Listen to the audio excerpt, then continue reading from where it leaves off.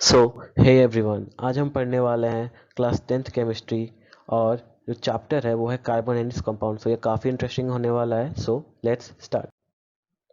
ये रहा इस चैप्टर का कंसेप्ट। सो वाई कार्बन, जैसा कि आपको पता होगा कि हमारा जो पीरियडिक टेबल है उसमें 100 से भी ज़्यादा एलिमेंट्स है। उसमें से हमने कार्बन को चुना एक चैप्टर बनाने के लिए। वेल ऐसा इसलिए है क्योंकि इसके जो कंपाउंड्स हैं वो काफ़ी ज़्यादा लार्ज नंबर में एग्जिस्ट करते हैं और इतना ज़्यादा इनका अमाउंट हो गया था कि ये डिसाइड किया गया कि जो पूरा केमिस्ट्री है उसका 1/3 पार्ट इसको डिनोट करेगा। वेल यहाँ पे मैं आपको दिखा दूँ, ये जो लिस्ट है ये कार्बन कंपाउंड से बनी चीज़ों का लिस्ट है जो आप डेली बेसिस पर यूज़ कर सकते हैं। जैसे फूड हो गया, इसमें शुगर, फैट्स, विटामिन सब में कार्बन का प्रेजेंस होता है।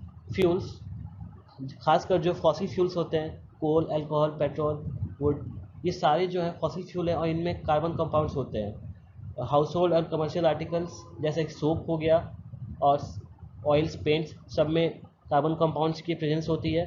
टेक्सटाइल के प्रोसेसिंग में भी कार्बन का यूज़ किया जाता है। यहाँ तक कि ड्रग और पॉइजन्स दोनों में कार्बन कंपाउंड्स का यूज़ होता है। जो यहाँ पे ध्यान दीजिएगा, ये जो पेनिसिलिन है और एस्पिरिन है काफ़ी हद तक यूज़ किए जाते हैं मेडिकल साइंस में, और आपने अपनी लाइफ में कम से कम एक ना एक बार एस्पिरिन या पेनिसिलिन तो खाया ही खाया होगा।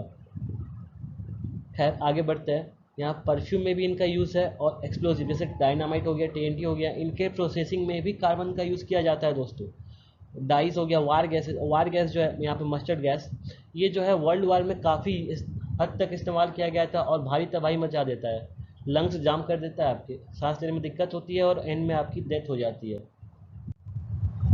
खैर जो भी हो, जितने भी कंपाउंड यहाँ पे लिस्ट किए गए हैं सारे के सारे कंपाउंड्स जो है प्लांट्स और एनिमल ओरिजिन के हैं। इसका मतलब ये है कि यहाँ पे जितने भी कंपाउंड्स हैं सारे प्लांट और एनिमल के ऑर्गन से बने गए हैं। पुराने समय में इसे हम लोग ऑर्गेनिक कंपाउंड्स भी कहते थे और अभी इसकी केमिस्ट्री को हमने ऑर्गेनिक केमिस्ट्री का नाम दे दिया गया है। सो यहाँ पर अब हम पढ़ेंगे कार्बन की प्रॉपर्टीज़ के बारे में। जो पहली चीज़ है वो हम लोग पढ़ेंगे एबंडेंस। जो कार्बन है वो जो अर्थ में है 0.02% में पाया जाता है, वो भी मिनरल्स के फॉर्म में। बेसिकली ये फॉसिल फ्यूल्स होते हैं और कुछ कार्बन के कंपाउंड्स जैसे कार्बोनेट्स हो गए और हाइड्रोजन कार्बोनेट्स हो गए, ये हम लोग आगे पढ़ेंगे।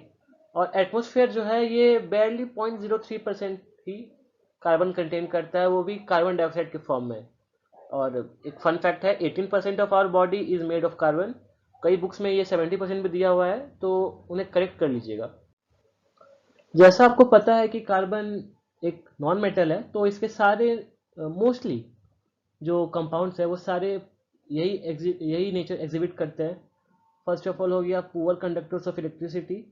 सेकेंड में आ जाएगा लो मेल्टिंग पॉइंट और बॉइलिंग पॉइंट। ठीक है, मोस्ट कंपाउंड्स की बात कर रहा हूँ मैं, सभी कंपाउंड्स की बात नहीं कर रहा। जैसा कि आपने लास्ट स्लाइड में देखा था, बहुत सारे कंपाउंड्स फॉर्म करता है कार्बन, हम लोग डेली लाइफ में यूज़ भी करते हैं। तो इनके पीछे कुछ फैक्टर्स होती है।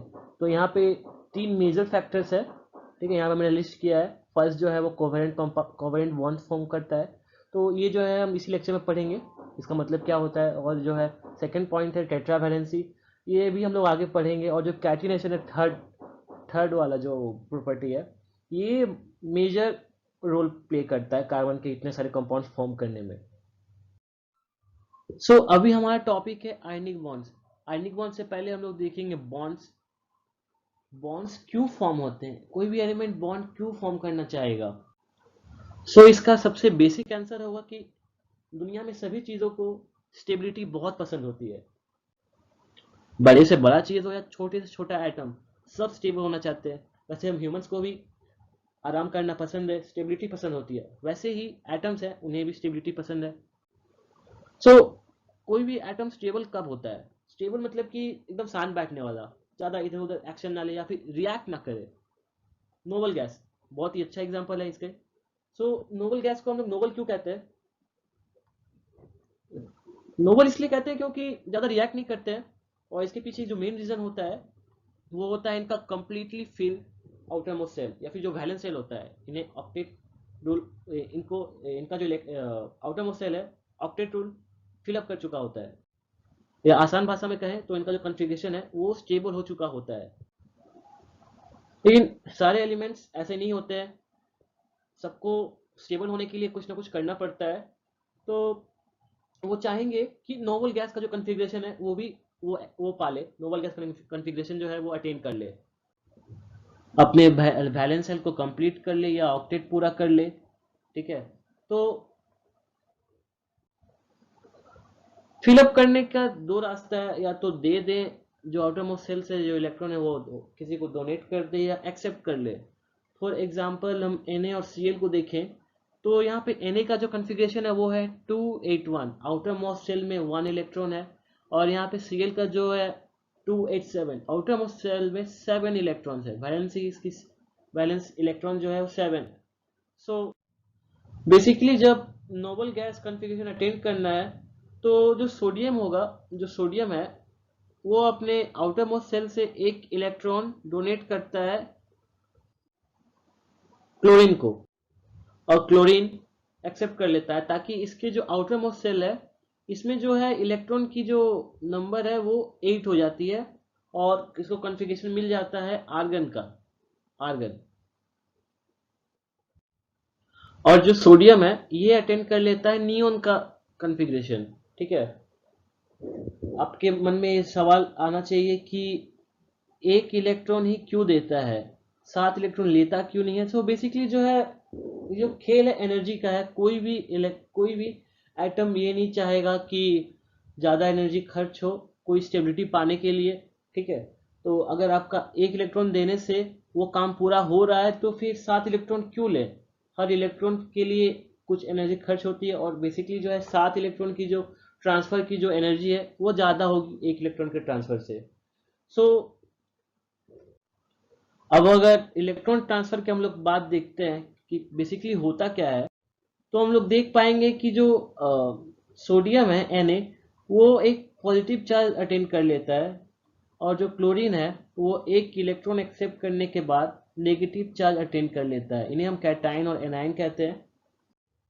मैंने देखा है बहुत स्टूडेंट को कैटाइन और एनाइन का जो चार्ज है उसमें कंफ्यूजन होता है। बेसिकली वो समझ नहीं पाते कि कैटाइन किसे कहते हैं, पॉजिटिव वाले को या नेगेटिव वाले को। सो यहाँ पे अगर कैट है और एंट है तो ऑब्वियसली कैट बड़ा है, कैट मतलब पॉजिटिव, कैट बड़ा है तो पॉजिटिव, और एंट छोटा है तो नेगेटिव। ये ट्रांसफर के बाद आप देख सकते हैं कि जो दोनों आयंस फॉर्म हुए हैं इनके पास जो चार्जेस है वो अपोजिट है, एक में प्लस एक में माइनस है। और आपने तो ये पढ़ा ही होगा कि जो अपोजिट चार्जेस है वो अट्रैक्ट करते हैं, तो ये दोनों अट्रैक्ट करेंगे और अपने बीच में एक बॉन्ड फॉर्म कर लेंगे, एक सिंगल बॉन्ड फॉर्म होगा और उसे हम लोग आयनिक बॉन्ड कहेंगे। इसके बाद क्या फॉर्म होगा, NaCl, कॉमन सॉल्ट जो है वो फॉर्म हो जाएगा। तो हमने देखा यहाँ पे कि जो दोनों आयंस है नियरेस्ट नोबल गैस एलिमेंट्स का कॉन्फ़िगरेशन अटेन कर लेते हैं और स्टेबिलिटी मिल जाती है इन्हें। देखिए यही रीज़न है कि हमें जो हमारे जो नेचर में फ्री एटम्स नहीं पाए जाते हैं। ठीक है, कोई भी जो एलिमेंट है वो बॉन्डेड रहता है, मॉलिक्यूल्स के फॉर्म में रहता है या कंपाउंड्स के फॉर्म में रहता है, जैसे कि CO2 हो गया, ऑक्सीजन हो गया O2, ओजोन हो गया O3। कभी आपको O नहीं मिलेगा एग्जिस्ट करता हुआ फ्रीली नीचे में, सभी के सभी बॉन्ड फॉर्म कर लेते हैं। ठीक है, मैं ये नहीं कह रहा हूँ कि सारे आयनिक बॉन्ड ही फॉर्म करते हैं। अब हम लोग देखते हैं bonding in carbon. Bonding in carbon शुरू करने के पहले आपको रिएक्टिविटी का डिफिनेशन पता होना चाहिए। सो ये रहा फर्स्ट पॉइंट, इसे आप पढ़ लीजिएगा, ज़्यादा इंपॉर्टेंट है नहीं, सो मैं इसे अभी नहीं समझाऊंगा। हमने आखिरी स्लाइड में देखा था कि आयनिक कंपाउंड्स की फॉर्मेशन कैसे होती है। This is either done by gaining or losing electrons from the outermost shell. So basically यहाँ पे जो काम हो रहा है वो आउटर मोस्ट सेल पे ही हो रहा है, कुछ न्यूक्लियस और इनर सेल्स पे कोई फर्क ज़्यादा पड़ नहीं रहा है। तो आयनिक कंपाउंड्स में बेसिकली आउटर मोस्ट सेल पर ही ध्यान दिया जा रहा है। अब अगर हम कार्बन की बात करते हैं तो इसके आउटर मोस्ट सेल में 4 इलेक्ट्रॉन्स होते हैं। ठीक है, ये चारों।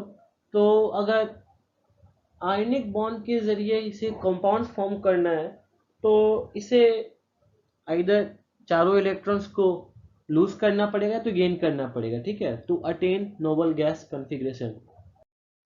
इस वीडियो को ज़्यादा लंबा नहीं करेंगे, इसलिए यही एंड होता है इसका पार्ट 1।